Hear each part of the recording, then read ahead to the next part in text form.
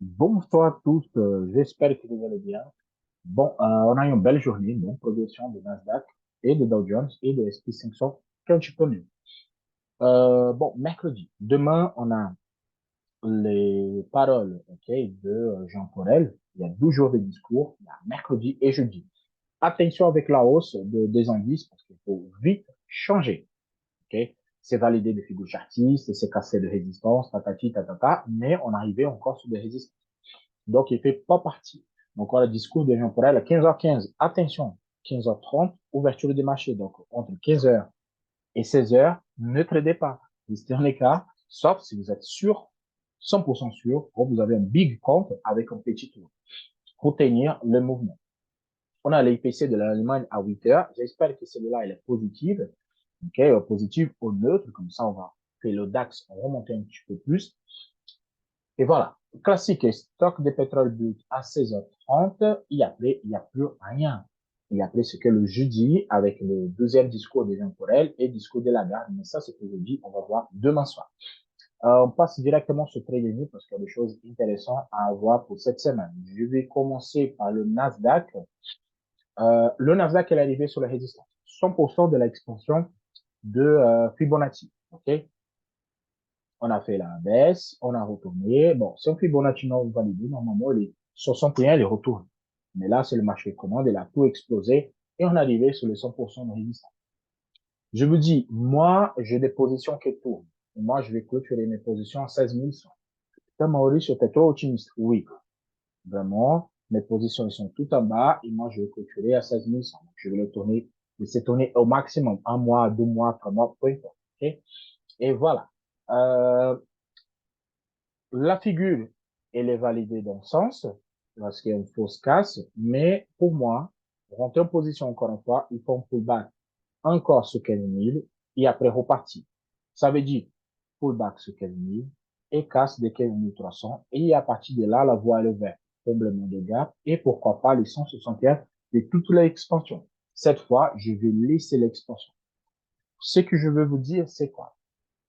Regardez, on peut faire un pullback et repartir, oui, mais par contre, on peut effacer toute la hausse. Tout ça va jouer demain. Si demain, Jean Paul, il rassure pas le marché et on casse les 78 et on clôture le plus bas, ça veut dire qu'on va voir un Fibonacci inversé. Ça veut dire que le Fibonacci, il va devenir comme ça. Je vous montre. Parce qu'on a 7 jours de hausse et on va avoir un Fibonacci non validé, un Fibonacci validé, on voit 3%. Et on peut tout retourner vers le bas. Si on fait Bonacci non validé, on peut venir tester les 61. C'est la zone des 14 500. Ou pourquoi pas les 14 700. J'espère pas, ok, vraiment, j'espère pas du tout. Maintenant, je vois qu'il y a des hausses jusqu'à la fin de l'année.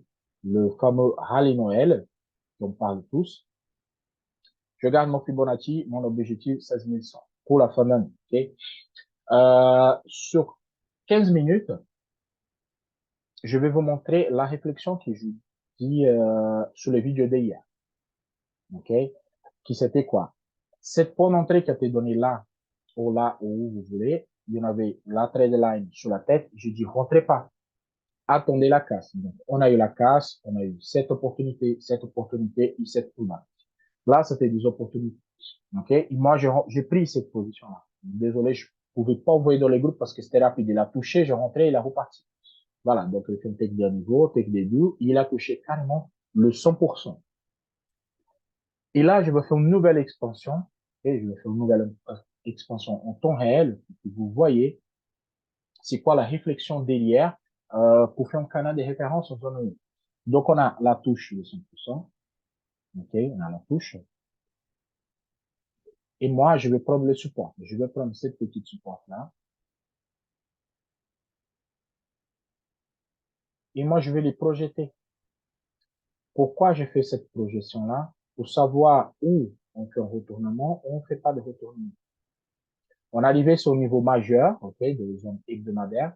J'ai besoin de savoir si je rentre à la vente ou si je continue de buy. Donc, j'y vais garder comme ceci, ok, je vais garder comme ceci. Et pour demain, ou pour l'ouverture du marché, un casse vers le bas, il va avoir un take de 2 niveaux environ. TQD1 et le TQD2, comme par hasard, ça fait un pullback sous la zone parfaite. Ok, ça fait un pullback sous la zone. Donc, c'est plutôt ça que moi je vois. Et là, ça me fait un bel point d'entrée pour repartir à la hausse. Par contre, cette vente-là, je ne veux pas prendre. Je suis très honnête avec vous, cette vente-là, je ne prends pas. Qu'est-ce que moi, ma réflexion, c'est quoi?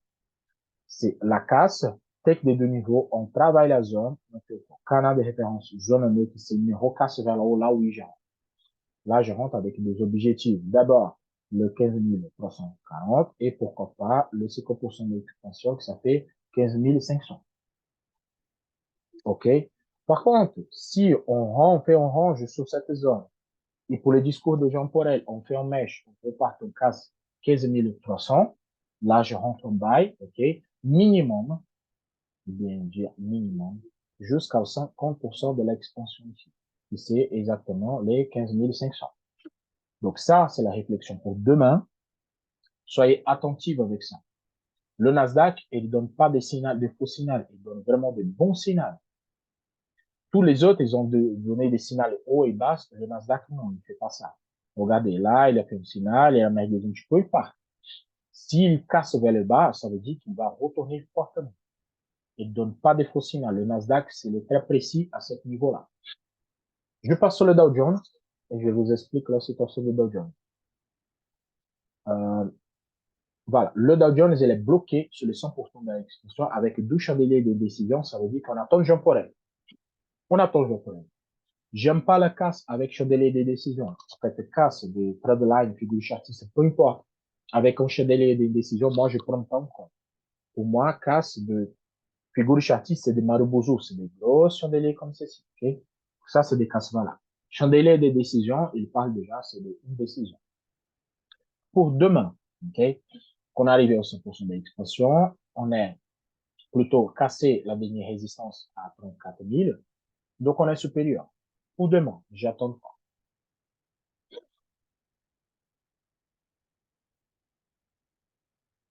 Comme je dis que le Nasdaq, il est précis parce que le Nasdaq, il ne fait pas ce type de choses. Okay?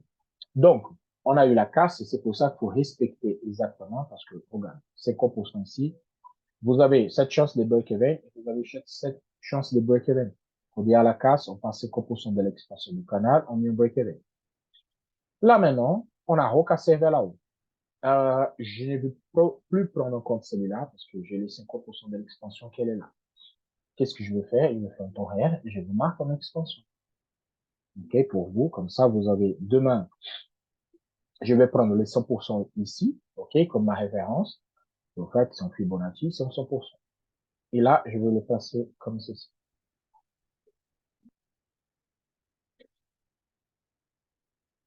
OK. C'est une grande zone, donc faites attention. C'est une zone un peu, une grande, OK. Ça me va. Laissez-moi voir si c'est bon. Excuse-moi, je vais changer parce qu'il faut prendre le support correct.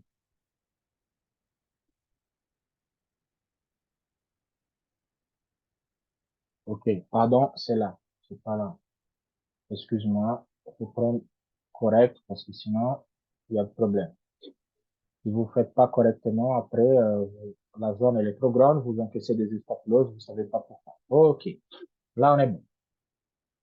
Donc, pour demain, sortie de la ligne plus haut. Donc, ça veut dire que c'est la zone de 34 200. Je peux faire take idée à niveau, et comme par hasard, ça donne presque les 5% de l'expansion, et c'est ça qu'il faut faire. Ou, casse vers le bas, ne rentrez pas ici. Attendez qu'il dépasse l'attrait de la nouvelle intérieure, et à partir de là, vous rentrez, hop, vous pouvez marquer comme ça, take des 1 niveau, et le take des 2, et ça fait beaucoup plus bas. Ça fait presque le but ici. Okay? Le take des 2 niveaux, c'est bien plus bas. Vous voyez que c'est moche, donc ça passe pas. Normalement, moi, je prends que des bails parce que la tendance, maintenant, elle est aussi. Donc, c'est ça que je vois un petit peu pour demain. Si les casses de niveau, ça veut dire qu'il vient tester le plus bas. Je préfère, moi, je préfère attendre qu'il vienne sur la zone des 34 800. Au retour des deux niveaux, il rentre en position. Pourquoi? La tendance majeure, il ne faut pas oublier que la tendance majeure, elle est haussière. Okay? La tendance majeure est haussière. On a un casse de résistance avec un pullback parfait et parfait. Ça, sur H1, c'est même en figure de continuation. Regardez, si vous tracez là et là, ça fait une figure de continuation. Parce que je travaille plus les figures, ok? C'est très rare que je marque les figures. Voilà. Ça, c'est une figure de continuation qui était cassée et pullback. Donc, c'est pour ça que maintenant, moi, je vois qu'il y a deux bails là-dessus. Donc, je préfère rester en écart, attendre qu'il vienne sur 33 800, retour des deux niveaux, rentre position et prendre tout le reste. C'est le plus logique pour moi. Je passe sur les DAX.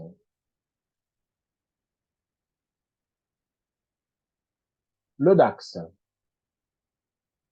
c'est un bel retournement. On a venu tester le plus bas, on a cassé 50% de l'expansion, ça veut dire qu'il y a un petit peu de doute. Je vois plutôt un chandelier indécis, où il va casser, ok, les 50% ici, je vais mesurer, jusqu'à 15 300, parce que pour moi, là, c'est à partir de là que je peux envisager carrément des perspectives très haussières, parce que il est en retard, le DAX, il est en retard. La tendance est encore baissière. Il n'a pas pu casser. Quand je viens ici, et là, ça matérialise un petit peu ma réflexion. Ok, on a trois chandeliers de décision, trois jours consécutifs, et il casse pas la trade line. Il est venu tester les 50%, et c'est là que moi, j'ai dit pour rentrer en position. Hier, je vous avais prévenu sur cette partie-là, 50%, retour de deux niveaux, on rentre. Mais on a toujours la trade line sur notre tête. Cette casse, ça va donner une accélération jusqu'à le 100%. Mais par contre, lui, il respecte parfaitement. 61, il retourne, on gagne. Il y a l'expansion, Fibonacci non validé, 61 exactement, il a eu 37 retourné. C'est pour ça que je me méfie un petit peu sur le Nasdaq. Quand je viens sur les M15, je vous montre le trade. Moi, je ne vais pas vous envoyer, je m'excuse encore une fois. Mais voilà. Hier, je vous avais donné ça. Le buy, c'était pas prévu le buy, parce qu'on avait la trade line sur la tête. Par contre, il y a une belle vente. Il y a une vente avec le tech des niveaux, tech des deux. On est arrivé sur les 50% de l'expansion et moi je dis, le 50%, c'est un bon point de bail. 50% ou les 15 000. Donc, elle a venu sur 50%. J'ai pris ça comme ma référence. OK, j'ai pris petite canal. Hop, j'ai recassé. Il a cassé. Full baquet. C'est bon. Euh, il a fait un take de 1 niveau. C'est largement suffisant pour la journée. Regardez, début de la journée, rien. On attend avec la patience. 50%, on commence à BCV. Accumulation, on n'a rien marqué. Hop, il casse, retour. Là, je marque. Petite résistance ici. Support. Je marque support. Marque résistance. Projette. Take de 1 niveau. C'est fait. La journée, elle est faite. Pour demain, il y a deux choses. D'abord, s'il me sort la zone de 61, il me dépasse 15 200. Oui, avec la casse de la trade line, je peux rentrer en position. Ça, c'est le casse à partir de là, je rentre. Okay? Par contre, s'il vient retester encore une fois le 15 000, au voir plus bas le 15 022, le 15 080, le 15 022, je peux tenter vraiment un nouvel buy jusqu'à 50% de l'expansion. Là, elle est à 50% exact. Je vais m'isoler comme ça, vous voyez de quoi je parle. C'est là que je parle à 50% d'expansion des gens qui ne comprennent pas. Donc, voilà. On est à 50% exact. On a exact ces 50% que vous avez testé. Donc, supérieur à celui-là, ou pour moi, supérieur à 15 002, on peut venir sur 15 003. Donc, ça fait 100 pips, ça fait le prix de la journée. Si les restes un petit peu vient plus bas, je peux rentrer en position à deux niveaux, en 50 encore une fois, pour venir prendre les 15 170 ou 180 comme vous voulez. Mauricio, quand tu vas faire des ventes, si je me casse les 15 millions, là, si je me casse, là, je monte, parce que je vais chercher le plus bas, les 14 800, ou pourquoi pas, les 14 700. Okay? Pour moi, les ventes sont inférieures à 15 millions. De là, ce qui est des buy, vers là, que des ventes. Le gold. Le gold, j'aime bien expliquer sur l'MTC. Comme ça, vous voyez la position déjà. Bon, notre doux expansion ici, on enlève, parce que là, elle ne servait plus à rien parce qu'il était cassé. Il y a un trade que moi j'ai pris. C'était quoi? Il a fait la mèche, il a repassé. Comme ça fait 3 semaines, 2 semaines qu'il fait des grosses mèches. Donc, là, maintenant, cette zone-là, c'est la zone qui tient, 19,65. Pour moi, les prochaines ventes, c'est s'il casse 19,65, je continue à vendre. Tant qu'elle est supérieure, là, pour moi, c'est de bail. Parce que ça mèche de la semaine, il repart. Il y a une forte probabilité qu'il vienne tester minimum de 50% ici. Et c'est mon trade, il s'arrête là, à 19,80. Et à partir de là, je trade plus le gold, parce que ça va être mercredi, jeudi, moi, je sais pas quoi est la dynamique. Sur la M15, je vous explique ma réflexion de trade que moi, je vous envoie. Euh, non, je vais passer sur MT5, je vais expliquer le gold sur MT5, c'est plus simple. Désolé, je vais passer sur MT5, c'est beaucoup plus simple. Voilà. Ici, c'est mieux. Je grandis un petit peu. Voilà. Il est venu sur 19,63, OK. Il a testé, il a reparti. Pourquoi je ne suis pas rentré? Parce qu'il y a toujours cette mèche-là. Il y a toujours les autres cordes cumulées. Ça, j'observe, OK. Ça, il faut toujours observer. Donc là, il est retourné sur 19,63 vers là-haut. Et moi, j'attends de montrer mon take profit à 19,77. Et là, j'arrête complètement. Là, c'est mon limite. Et à partir de là, je observe pour voir ce que le marché lui va faire. Sur 15 minutes, la réflexion d'aujourd'hui, c'était celui-là. Pourquoi c'était celui-là? Parce qu'au fait, on a eu la casse avec l'accélération que moi je dis que moi je peux pas rentrer.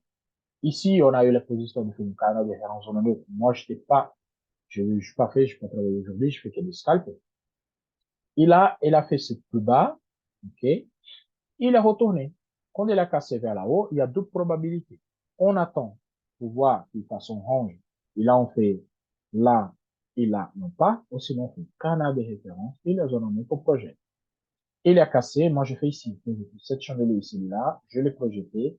J'attendais la casse le plus bas, c'est pour ça qu'il me prolonge là. Le stop loss plus bas et moi, je vise un take des deux niveaux. Regardez, si j'arrive à 19,77 et je vois que ça retourne, je ferme la position. Ok? C'est exactement pour ça que j'ai une alerte à ce niveau-là. C'est l'alerte parce que l'alerte est la bougie. J'ai une alerte à ce niveau-là. Là, c'est mon alerte de break-even. Ok?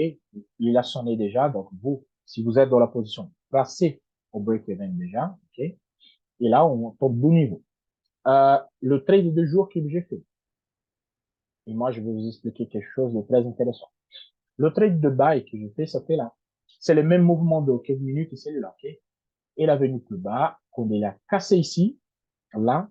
Donc, je mesurais, ok, je mesurais la taille, j'ai coupé au milieu. Et la pullback que je rentre en position. C'est pour ça qu'il faut prendre sur le scalp le trade de un niveau.